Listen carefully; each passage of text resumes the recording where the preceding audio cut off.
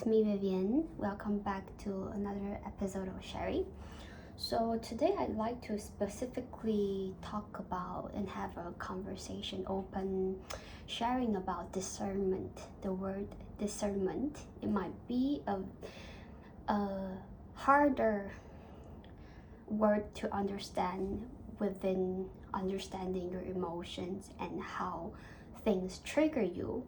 It actually ties with the inner state and your inner state of being, which means that I'd like to share that having discernment is something that you can fundamentally protect your energy and your energy and how you thrive in that kind of space.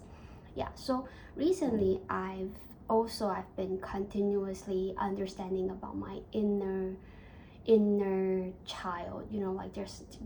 In life there will certainly be traumas that you had in your childhood. It's not saying that I had a bad childhood. I actually had a very good childhood, but of course there will be things that triggers you, or there are wounds or things that you are not healed from in the past. No matter, it's not saying it's only about childhood, but also perhaps before adulthood there's a lot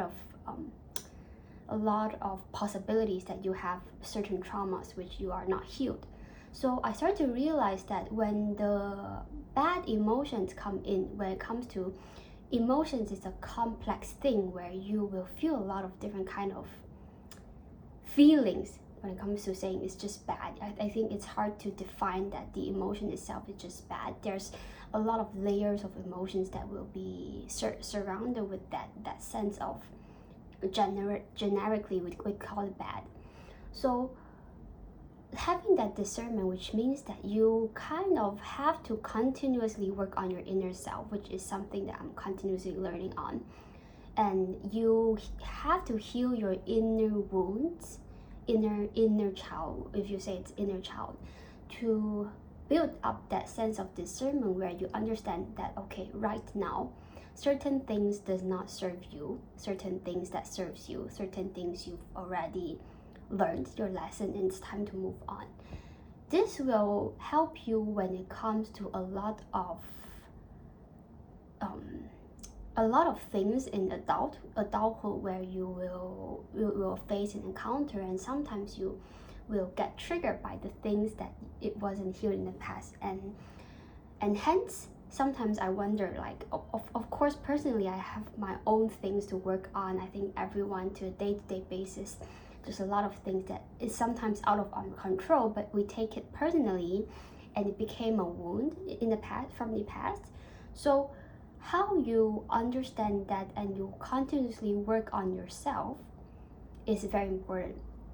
And I will guarantee you, where if you continuously to work on yourself internally in